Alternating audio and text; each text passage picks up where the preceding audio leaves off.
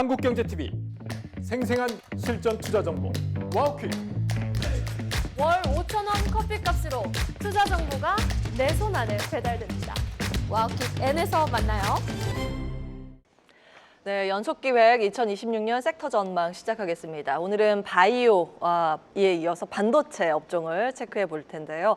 같지만 다르고 다르지만 같다. 다올투자증권 고영민 연구원의 리포트 제목 내용이 눈길을 끕니다. 그래서 오늘은 앞으로의 반도체 방향성 그리고 상승 사이클이 어느 정도까지 이어질 수 있을지 이야기 나눠보겠습니다. 고영민 연구원 나와 계십니다. 안녕하세요. 네, 안녕하세요. 네. 자, 본론에 들어가기 앞서서 올해 반도체 섹터 리뷰를 먼저 하고 시작을 할까요? 네, 올해 사실 저희 업종을 생각해 보면 상반기까지만 해도 지난 2년의 사이클과 되게 유사했었습니다. 그 말인즉슨 사실 이제 범용 수요 전반적인 수요 개선이 보였던 게 아니고 AI 수요, 특정 수요 중심으로 이 사이클이 만들어지고 있던 양상이었고요. 그러다가 이제 상반기에서 하반기 넘어오는 과정에선 사실 HBM 공급 과잉에 대한 우려가 조금 더 불거졌었고, 근데 이제 그게 해소되는 과정에서 9월 중순을 기점으로 해서 과거처럼 AI 특정 수요만 좋은 게 아니라 범용 수요 전반까지 좋은 사이클의 형태로 좀 변모하고 있다라고 리뷰를 좀 드릴 수 있을 것 같습니다. 그래서 현 시점 11월에서 이제 내년으로 넘어가는 현 시점에서 보면 사이클의 형태가 지난 2년 동안 목격한 것과 다르게 다시 과거의 사이클로 좀 돌아가지 않았나, 그렇게 저희는 좀 판단합니다.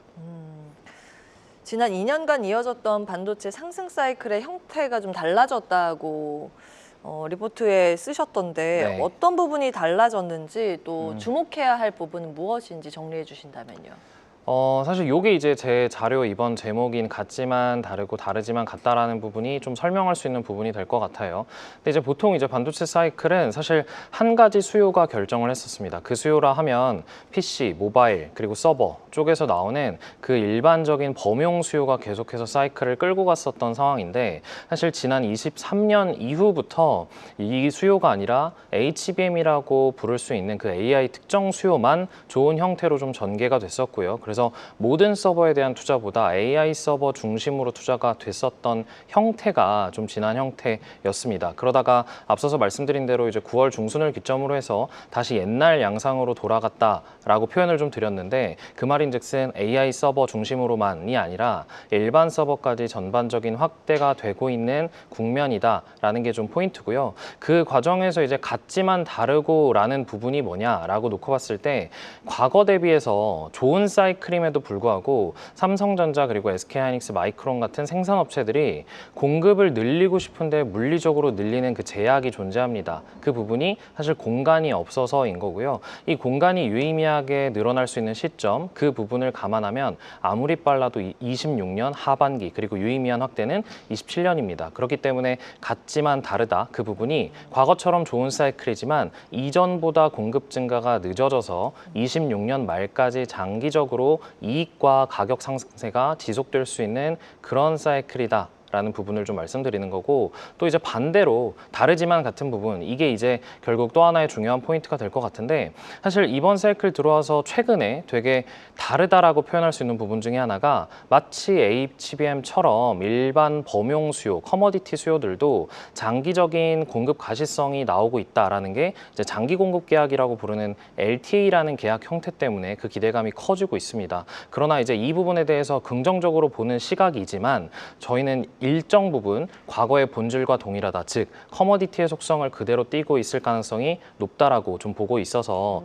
이게 이번은 다르다라고 부를 여지는 있지만 그 네. 본질은 사실 따지고 보면 동일하지 않을까, 그렇게 좀 바라봅니다. 그러니까 이 반도체를 보통 사이클 산업이라고 하잖아요. 네. 경기랑 같이 움직입니다. 경기가 좋아서 사람들이 PC도 많이 사고 모바일도 많이 사고 네. 이러면은 또 반도체 수요가 늘어서 반도체가 호황기에 접어드는데, 지금은 그와는 좀 무관하게 움직였던 게 AI 키워드. 네. 경기와 무관하게 일단 빅테크들은 AI를 만들어야 되기 때문에 투자 사이클상 또 먼저 슈퍼 사이클에 돌입을 했습니다. 그러나 범용 수요 측면도 일정 부분 담당을 하고 있기 때문에 이 경기와 사이클 구도가 같이 움직인다라는 부분도 같이 체크를 해주신 겁니다. 양 측면 모두 고려해 볼 필요는 있겠고요. 결국에는 지금 반도체의 핵심은 AI라고 보셨고 네. 특히 이제 빅테크들이 물리 AI를 구현하기 위해서 노력을 하고 있다라는 부분에 이번 리포트에 굉장히 중점을 두고 기술을 하셨더라고요. 네네. 먼저 물리 AI가 무엇인지 설명 부탁드릴게요. 말 그대로 물리라는 영역에 도입을 한다라는 거예요. 그래서 사실 저희가 일반적으로 기존에 사용하던 챗봇이나 이런 형태는 단순한 이제 언어 중심으로서 구현이 되고 그 가운데서 이미지에 대한 그리고 영상에 대한 뭐 구현이 가능한 수준까지 올라오긴 했지만 사실 사람이 물건을 옮길 때 머릿속에서 계산하지 않고 자연적으로 그 물리 법칙 하에서 움직이는 것처럼 AI 역시도 이 물리에 대한 그 관계를 이해한 상태에서 할 수 있느냐 없느냐가 앞으로는 좀 관건이 될 거다라는 겁니다. 그래서 저희가 기존에 바라보던 시각은 사실 로봇 그리고 자율주행 중심으로 이 물리에 대한 개념이 도입이 되겠다가 사실 원래 보던 포인트지만 그거의 연장선에서 저희가 일반적으로 사용하는 뭐 안경이나 이제 이런 그 B2C 디바이스도 이 물리에 대한 이해를 접목시키는 과정으로 내년을 기점으로 본격적으로 전개되지 않을까 싶고요. 그게 대표적인 이제 사례가 메타가 출시하고 있는 그 스마트 글라스라고 좀 보시면 될 것 같습니다. 예.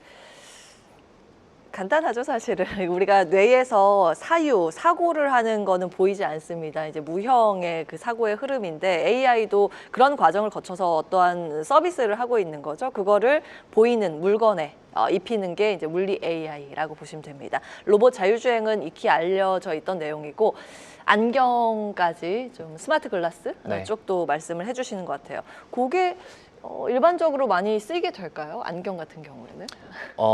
저희가 생각하는 건 사실 아마 저도 안경을 쓰고 있지만 이 안경의 가격대와 그 스마트 글라스가 향후에 보이게 될 이 현재 시점에서도 그렇고요. 그 가격이 그렇게까지 차이 나지 않아요. 그러면 이제 소비자 입장에서 가장 중요한 어떤 관전 포인트는 이게 정말 사용하기 불편할 것인가 아니면 비쌀 것인가 이제 이런 부분들이 좀 뭐 계속해서 걸리는 부분일 텐데 예. 그런 면들이 충분히 좀 효용 가치를 채워줄 수 있는 영역으로 좀 들어왔다라고 저희는 바라보고 있고요. 그래서 여기서부터는 정말 뭐 소위 말해서 저희 근처에 사는 어떤 사람의 비서 역할을 할 수 있을 정도의 기능이 구현되느냐 안 되느냐가 향후에는 좀 관전 포인트인 것 같고 그걸 빠르게 자극시켜 줄 수 있는 요인이 바로 물리라는 개념을 도입하는 부분이다. 라고 좀 보시면 될 것 같습니다. 이 하드웨어 쪽으로 어떻게 확산되는지도 우리가 긴 시각으로 볼 만한 재미있는 네. 흥미로운 관전 포인트가 아닐까 싶습니다. 물리 AI 먼저 체크를 해봤고 결국에 투자의 관점에서 이 물리 AI 확산으로 인해서 우리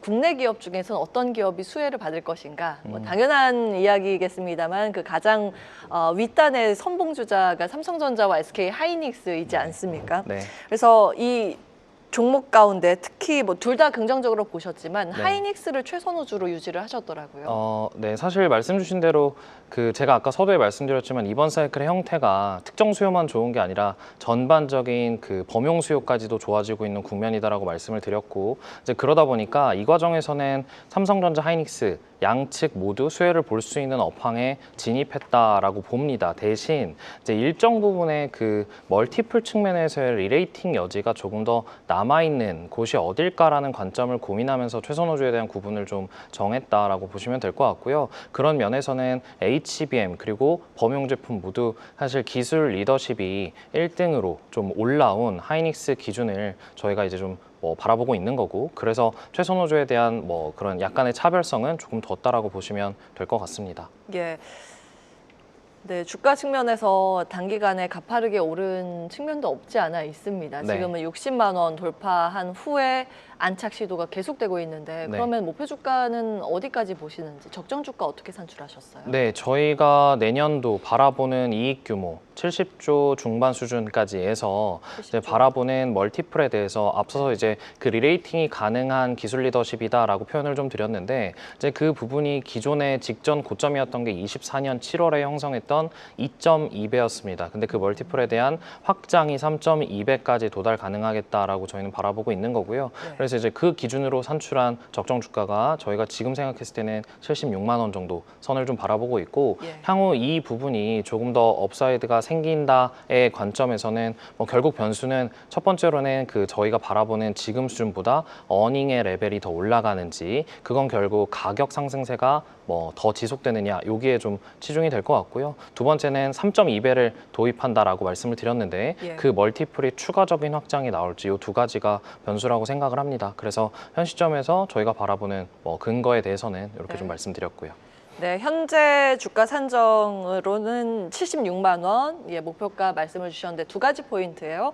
지금 예상보다 실적이 더 나오면, 혹은 멀티플, 그러니까 시장에서 이 PER 배수를 더 준다고 한다면 목표 주가 상향 조정 가능성도 있다라는 힌트 얻어볼 수 있었습니다. SK 하이닉스였고요.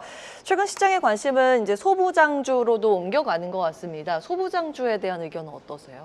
사실 이제 이런 사이클이 도래했다, 소위 이렇게 좀 표현할 수 있는 국면에서는 네. 이런 대형주나 중소형주나 결국 동일한 주가의 변수는 사이클입니다. 이제 그 면에서 그 사이클에 대한 종료 시점이 언제일까가 결국 제일 관전 포인트이고요. 그 말인즉슨 대형주, 삼성전자, 하이닉스의 이익 체력이 계속해서 올라간다라는 의미는 바꿔 표현하면 그에 따라서 소부장들로 들어오는 캐펙스에 대한 확장이 나올 수 있는 국면이다로 연결되는 거기 때문에 결국은 삼성전자, 하이닉스의 이익이 언제까지 어디까지 올라갈 수 있느냐, 이 부분이 좀 관건이고, 그런 면에서 저희가 오늘 말씀드렸던 아무리 빨라도 이 변곡점으로 볼 수 있는 시점은 26년 말까지는 그 이익과 가격 상승세가 지속될 가능성이 높다라고 말씀드렸기 때문에 여기서는 대형주, 중소형주 구분 없이 어찌 보면 반도체 전반의 우상향 흐름이 지속될 수 있는 환경이고, 그런 면에서 이제 소부장에 대한 키워드는 전공정과 인프라 두 가지로 좀 압축해서 말씀드릴 수 있을 것 같고요. 이유인즉슨 지금 삼성전자, 하이닉스가 가장 많이 투자해야 되는 부분이 첫 번째는 공간이고 두 번째는 그 안에 들어가는 장비입니다. 그러다 보니까 그 인프라 그리고 전공정, 이 두 가지 키워드를 중심으로 집중하자라고 말씀드리고, 이 안에서 저희가 선호하는 종목은 VM 그리고 STI, 이 두 종목을 좀 말씀드리고 있고요. 네, 소부장 안에서 관심 종목 VM과 STI 체크해봤습니다. 이제 저희가 내년 전망에 대해서 조금 더 큰 그림을 그리는 데 도움을 받고자 마지막으로 내년도에 반도체 대형주, 소부장주 투자 전략을 세워주신다면.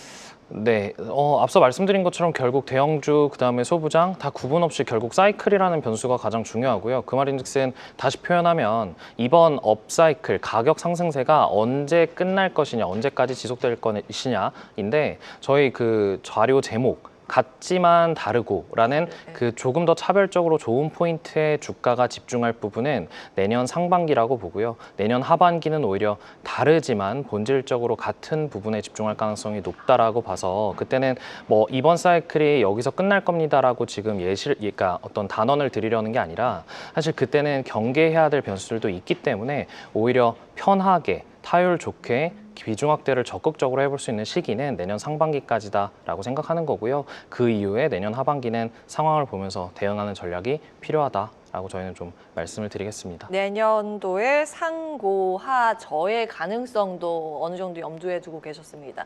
이익 사이클이 내년도 말까지는 확장 국면인데, 주가라는 것은 6개월 혹은 1년 이후에 그 멀티플을 당겨서 반영시키는 것이기 때문에 선행 지수의 역할을 합니다. 그래서 상반기까지는 좀 편하게 보고 그 이후에 확장 사이클이 2027년까지 이어지는지 여부는 하반기에 볼 필요가 있다라는 코멘트 기억해 보겠습니다. 고영민 다울투자증권 연구원 함께했습니다. 말씀 고맙습니다. 네, 감사합니다. 계속해서 다양한 경제 이슈를 알고 싶다면 구독과 좋아요, 알림 설정 부탁드립니다. AI 캐스터 권미정이었습니다.